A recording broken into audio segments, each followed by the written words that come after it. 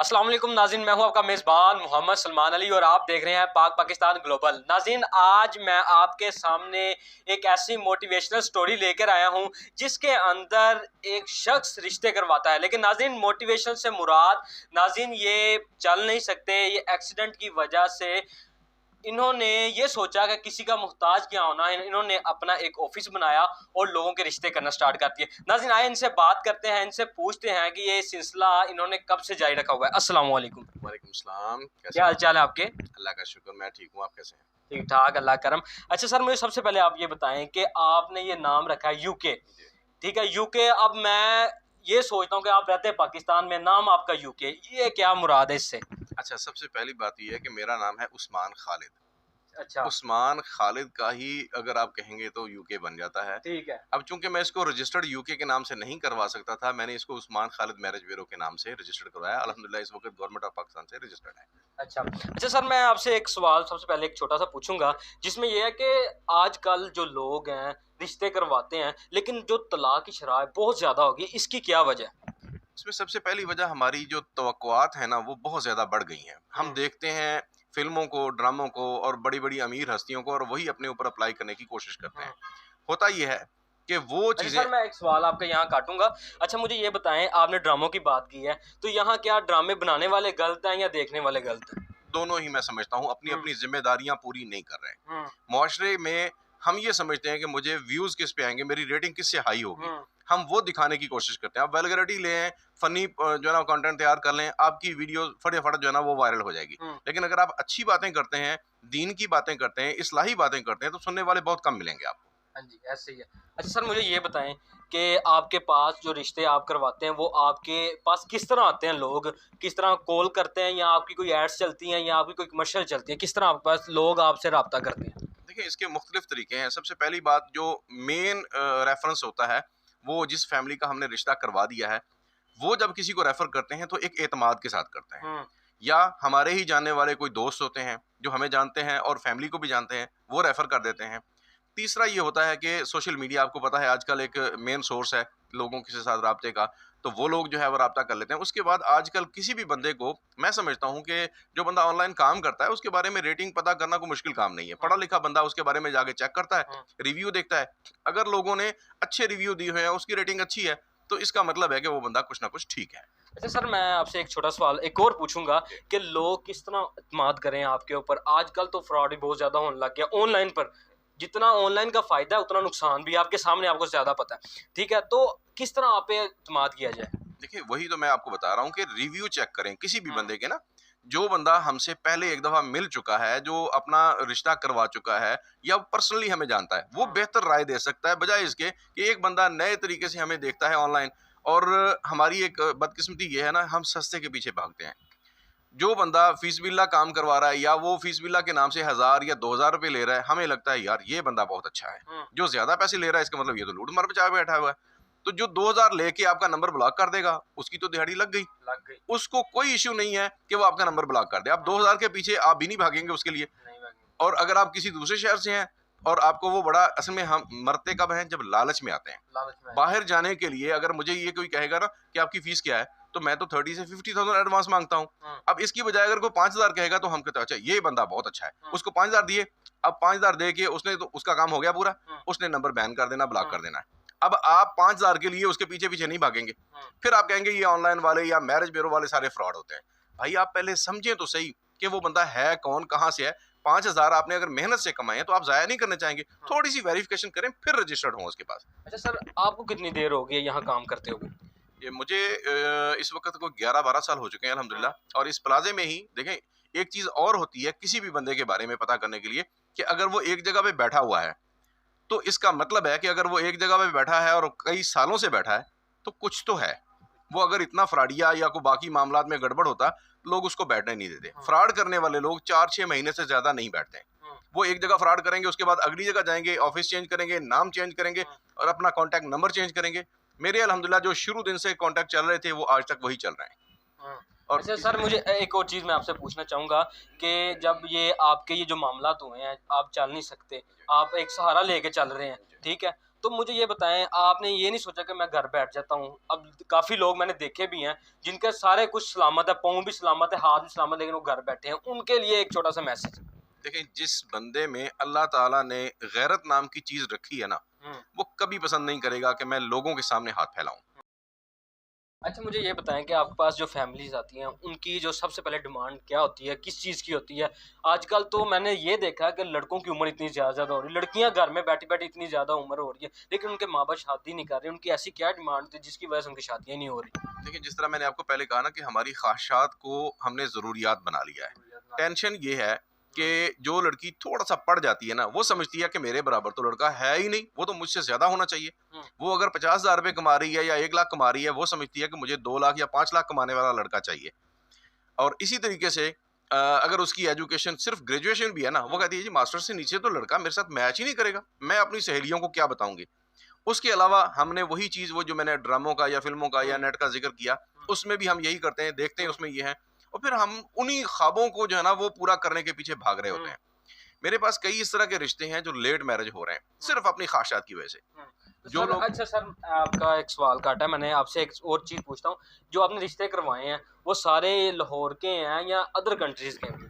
देखिए वो अल्हम्दुलिल्लाह मैं चूँकि इंटरनेशनल लेवल पे ही काम कर रहा हूँ, तो मुख्तलिफ हैं। ज़्यादातर चूँकि आपने जिस तरह पहले पूछा था यूके की वजह, तो अगर कोई ये भी समझ ले ना कि मेरा इस मैरिज ब्यूरो का मतलब यूनाइटेड किंगडम ही है, तो फिर भी कोई इश्यू नहीं क्योंकि मेरे पास बाहर के जो रिश्ते होते हैं, उनमें सबसे ज़्यादा यूके के ही होते हैं। हुँ। तो अल्हम्दुलिल्लाह यूके के बहुत सारे रिश्ते करवाए हैं, अमेरिका के हैं, कनाडा के हैं, इसके अलावा यूरोपियन कंट्रीज़ जितनी भी हैं, उनके होते हैं। तो पाकिस्तान के भी बहुत सारे ज़ाहिर सी बात बेसिक तो मैं पाकिस्तान में ही बैठा हूँ ना, तो ज़्यादातर रिश्ते जो पाकिस्तान के हैं, लेकिन वही फैमिली जो बाहर गई हुई है, वो पाकिस्तानी ही है। हुँ। ना तो हम गैर मुस्लिम को डील करते हैं, ना पाकिस्तानी को कम्युनिटी के अलावा किसी को डील करते हैं। ठीक हो गया। अच्छा सर, मुझे ये बताएँ कि जो आपके पास रिश्ते आते हैं, वो बूढ़ों के भी आते हैं, खाली जवान लोगों के ही आते हैं? देखिए, रिश्ता तो करना हर शख्स की हुँ। ज़रूरत और मजबूरी है। हुँ। अब जिसकी बीवी फ़ौत होगी मैं कल यही बात सोच रहा था कि हम अक्सर व बेशतर कहते हैं, चाहे मज़ाक के तौर पे क्यों ना कहें, कि इस एज में तो आपको रिश्ता नहीं फ़रिश्ता देखना चाहिए या रिश्ता आपके लिए फ़रिश्ते का मसला है या आपको कब्र का डिज़ाइन देखना ऐसा चाहिए। ही है, ऐसा तो ही है। मैं ये समझता हूँ कि ये शायद हम अपनी अखलाकियात से गिर चुके हैं और इस्लामी तालीमात से भी दूर हैं। हुँ। अल्लाह के रसूल सल्लल्लाहु अलैहि वसल्लम की ज़िंदगी को अगर हम अपने लिए आइडियल समझते हैं, तो उनकी ज़िंदगी को पढ़ के देखें। उन्होंने कब तक शादियाँ की हैं? हुँ। अपनी वफ़ात से कितना पहले तक शादियाँ की हैं? हुँ। तो क्या हम इस बात को ना समझें?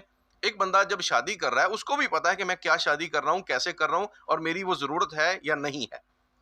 अच्छा सर, आपने एक बहुत अच्छी बात की है, ठीक है, मैं मानता हूँ, लेकिन मैं ये भी आपसे एक सवाल पूछूँगा कि जो बूढ़े हैं, उनकी भी आप ये ख्वाहिश देखें, उनकी ये होती है कि जवान लड़की के साथ शादी करनी है, तो फिर इसके बारे में आप क्या कहेंगे? देखिए, ये वही तो मैं कह रहा हूँ आपको ना, हमारी असल में जो अखलाकी सोच है ना, वो बहुत गिर चुकी है। हुँ। अगर हम तमाशबीनी के पीछे भागते हैं ना, तो हुँ। वो शायद मुनासिब बात नहीं है। देखिए, रीज़नेबल हो, कहते हैं ना वही कि गाड़ी आपकी ऐसी होनी चाहिए कि आप साथ खड़े ड्राइवर ना लगें। हुँ। बीवी ऐसी होनी चाहिए कि वो बेटी या मालका ना लगे। हुँ। मतलब आप एक रीज़नेबल देखें। हुँ। वो अगर देख के चलेंगे तो आपकी इज़्ज़त भी है माशरे में। आप किसी का सहारा बने, अगर आपका अपने कई लोगों के साथ मेरा इख्तिलाफ ही इस बात पे होता है कि मतलब बंदा पेंशन ले रहा है, सारा कुछ है, एक बच्चे वाली भी वो कबूल करने के लिए तैयार नहीं होता, भले इसकी उम्र 70 साल या 80 साल है बाबे की और वो खातून अगर 35 साल की भी है, तो वो कहता है नहीं जी मुझे चूँकि बच्चे वाली नहीं चाहिए। हम उसको ये समझाते हैं कि भाई आपकी जो पेंशन है, आपकी वाइफ़ को मिल जाएगी आपके बाद, उसकी ज़िंदगी सँवर जाएगी। वो अगर बेचारी रेंट पे रह रही है तो उसका फ़ायदा आप ना उसके नाम पे कुछ लगाएँ। ना लगा। लेकिन कम से कम उसको पेंशन तो मिल जाएगी। हुँ। आप उस बच्ची की या उस बच्चे की जो उसका बेटा है, उसकी कफ़ालत कर दें। आप उसको किसी का जो है ना वो एहसान समझ के ले लें। जब आप उसके पे एहसान करेंगे तो वो भी आपकी खिदमत करेगी। लेकिन हमारे मुआशरे में बदकिस्मती से कोई इस तरह बच्चे कबूल करने के लिए तैयार नहीं होता और जो इक्का-दुक्का होते हैं, उनके रिश्ते बड़ी आसानी से हो जाते हैं। अच्छा सर, मुझे ये बताएँ, ये जो रजिस्ट्रेशन होती है आपकी इस ऑफ़िस की, ये किस तरह होती है? किस तरह मामलात है, ये ज़रा हमारे नाज़रीन को बताएँ? अच्छा, इसमें जो है ना वो सबसे पहले तो हम अपने क्लाइंट की जो डिटेल्स हैं वो जानते हैं। हुँ। अगर वो डिटेल्स जानने के बाद समझ आ जाए कि वो डिज़र्व करता है, मुस्तहिक है और हमारी फ़ीस पे नहीं कर सकता, हुँ। अल्हम्दुलिल्लाह हम ये समझते हैं कि वो किसी और से माँग कर लाकर हमें पैसे दे, हम ही क्यों ना माफ़ कर दें। हुँ। हम अल्हम्दुलिल्लाह उससे कुछ 1 रुपया भी नहीं लेते, ना पहले ना बाद में, हुँ। एक। दूसरी बात अगर ये समझ आती है कि वो मिडल क्लास फ़ैमिली से है, हमारी फ़ीस अगर बिलफ़र्ज़ 10,000 रुपए एडवांस है, तो वो 10,000 रुपए नहीं कर सकता, वो कहता है जी मैं 5,000 दे सकता हूँ या 2,000 दे सकता हूँ। हमें अगर उसकी डिटेल्स और रिक्वायरमेंट समझ आती है, तो हम उसमें इस तरीके से भी कंप्रोमाइज कर लेते हैं, अपनी फीस कम कर देते हैं। हम्म। तीसरा वो बंदा होता है जो वेल सेटल फैमिली से है या वो अपनी पसंद के मुताबिक रिश्ता देख रहा है और हमें समझ आता है कि इसके लिए हमें वैसा ही चार्ज करना चाहिए जो हमारी अपनी फीस है, जो कि नॉर्मली हम लोकल रिश्तों के लिए 10,000 रुपये एडवांस लेते हैं और उसमें ना तो कोई सिटी की कैद होती है और ना ही प्रोफेशनल डिग्री की और ना ही उसमें कोई हाई प्रोफाइल फैमिली होती है और ना ही उसमें बाहर का रिश्ता होता है। ये तीन चार चीज़ें जो हैं ये बुनियादी हैं। इसके अलावा एक नॉर्मल रिश्ता होता है, 10,000 रुपये एडवांस होते हैं, 40 से 50 बाद में होते हैं। और अगर वो प्रोफेशनल डिग्री है तो उसमें हम 20 से 30 के दरमियान जो है यानी 20 से 30,000 के दरमियान एडवांस लेते हैं और बाद वाली जो फीस है वो भी डिपेंड करता है उनकी डिटेल्स पे, रिक्वायरमेंट। एक बंदा कहता है जी मुझे सिर्फ लाहौर से चाहिए, अपनी बरादरी में चाहिए और फलां डिग्री चाहिए, तो उसके मुताबिक हमने देखना है कि क्या पॉसिबल भी है या नहीं। दो लड़के सेम अगर डिग्री वाले आते हैं उनमें से एक खूबसूरत होगा, एक कम खूबसूरत होगा, यानी हर इंसान की तफसीलात अलग अलग हैं। तो हमने उन चीज़ों को सामने रख के चलना है कि हमारे लिए कितनी आसानी है और कितनी मुश्किल है, उसके मुताबिक हम अपने चार्जेस जो है वो तय करते हैं। ठीक है। अच्छा, आपके कहने का मतलब है कि जिस तरह का रिश्ता उतने पैसे, उसी तरह के पैसे।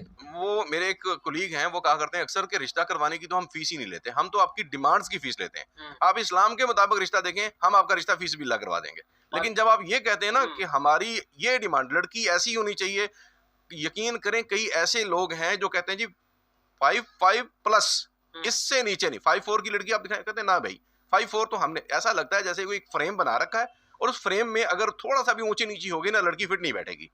तो ऐसे लोगों से हमारी फीस, हम ये कहते हैं भाई आप अपनी पसंद का रिश्ता देखें, फीस हमारी पसंद की होगी। ठीक होगा। अच्छा सर, कभी ऐसा इस तरह हुआ कि मतलब आपकी जो फीस है वो पहले आपको दे दी और बाद की फीस आपको मिली ना हो?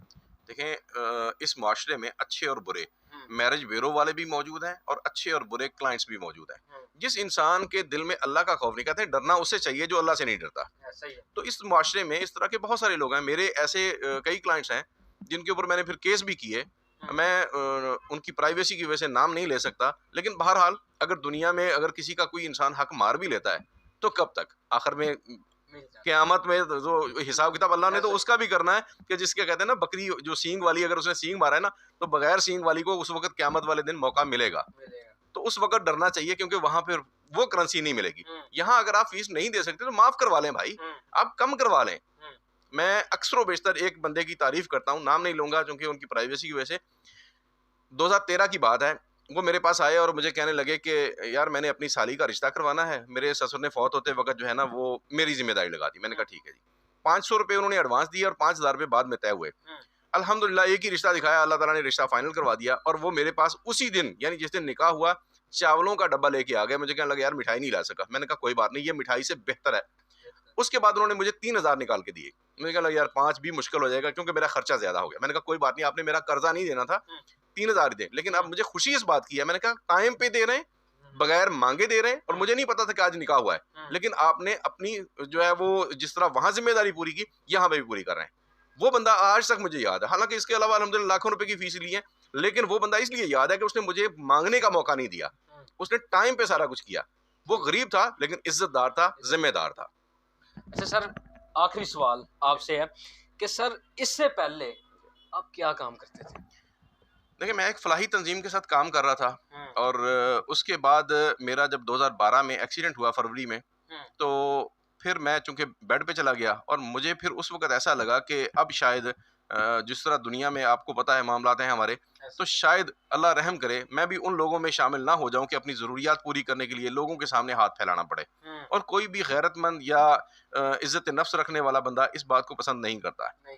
तो जाहिर सी बात है ज़रूरियात ख़त्म नहीं होती हैं आपके, अगर वसाइल ख़त्म हो जाते हैं, जैसे कोरोना में हमारे बहुत सारे मामला डिस्टर्ब हुए, तो ज़रूरियात तो ख़त्म नहीं होती हैं बल्कि वो ज़्यादा बढ़ जाती हैं। तो उस वक्त फिर मुझे लगा कि मैं कुछ ऐसा काम करूं। पहले तो मैंने वैसे कंप्यूटर का छोटा मोटा काम करने की कोशिश की, लेकिन उन्हीं दिनों अल्लाह का शुक्र कि मेरे एक दोस्त का रिश्ता मेरे जरिए हो गया और उसके बाद फिर लड़की वालों की साइड से भी और लड़के वालों की साइड से भी रिश्ते आने शुरू हो गए। तो तब मुझे लगा कि शायद ये काम मैं कर सकता हूँ। और उसके बाद फिर इसकी जाहिर सी बात है हर काम की कुछ बारीकियां होती हैं, कुछ उसूल ज़वाबत होते हैं, वो समझने और समझाने के लिए थोड़ा सा टाइम लगा। तो अल्लाह का शुक्र है कि अब काफ़ी बेहतर है। अच्छा सर, आखिर में ना फैमिली के लिए क्या मैसेज है? जो फैमिली अपने बच्चों को बिठाई रखती है घर में, शादी नहीं करवाती, डिमांड बहुत ज़्यादा है, पैसे वाले देखते हैं या पढ़ा लिखा ज़्यादा देखते हैं, तो उनके लिए क्या मैसेज है? देखिए इसमें मैं सिर्फ एक बात कहा करता हूँ कि आप अपनी रिक्वायरमेंट को सामने रख के कोई कंप्रोमाइज़ ना करें। आप चाह रहे हैं कि जी लड़का डॉक्टर होना चाहिए, सिर्फ लाहौर से होना चाहिए, उनका घर 2 कनाल का होना चाहिए, वो ऐसा हो, वो वैसा हो, कोई कंप्रोमाइज़ ना करें। देखें, देखें आपका भी हक है, लड़की वालों का भी उतना ही हक है जितना लड़के वालों का। लेकिन एक दायरा खींच लें, टाइम पीरियड एक तय कर लें कि हमने अपनी डिमांड पे, अपनी रिक्वायरमेंट्स पे कोई कंप्रोमाइज़ नहीं करना, लेकिन 6 महीने तक, साल तक, जो आप समझते हैं कि इतना टाइम आपके पास ईज़िली है, उसमें कोई कंप्रोमाइज़ ना करें। रिश्ता देखें, वो मिल जाता है जो आप चाह रहे हैं या उससे भी अल्लाह आपको बेहतर देता है, किसी को क्या एतराज़ है? ना मैरिज ब्यूरो वालों को एतराज़ है। लेकिन अगर वो नहीं मिलता है, तो फिर इस टाइम में आप ये भी देखें कि आपको रिश्ते मिले कैसे? और उनके मुताबिक फिर आप डिसाइड करें कि उनमें से आपकी पसंद के बेहतर करीब कौन-सा है और वो सिलेक्ट कर लें, ये ज़्यादा बेहतर तरीका है। लेकिन अगर आप पहले ही दिन से ऐसा रखें कि ऑप्शन अपने खुले रखें, जो पसंद आ जाता है देखें। देखिए, लड़कों की इनकम ज़्यादा देखी जाती है, लड़के की कंपैटिबिलिटी जो लड़की के साथ है वो ज़्यादा बेहतर देखी जाती है, और मैं समझता हूँ मसलक पे कंप्रोमाइज़ नहीं करना चाहिए। अगर आप अकीदे के लिहाज से सुन्नी हैं, देवबंदी हैं, अहले हदीस हैं, तो यकीनन अहले तशी के साथ आप नहीं चल पाएंगे। नहीं चल पाएंगे। और इसी तरीके से आप अहले तशी हैं तो आप अहले सुन्नत के साथ नहीं चल पाएंगे। इसी तरीके से आप इसके ऊपर तो कंप्रोमाइज ना करें। बाकी रही बात सिटी की, तो सिटी शादी के बाद भी बदल जाती है। बाकी रही बात कास्ट की, तो कास्ट अल्लाह ताला ने कहा है सिर्फ आपका तारुफ है, इसको तारफ तक ही रहने दें, इसको जीने मरने का मसला ना बनाएं, इसको इतना ज्यादा जो है ना वो पाबंदी वाला मसला बनाकर ना चलें कि आपके बच्चे ओवर एज हो जाएं और शादी के बाद जो मामलात होने चाहिए वो ना हो सकें और आप फिर बाद में पछताते रहें।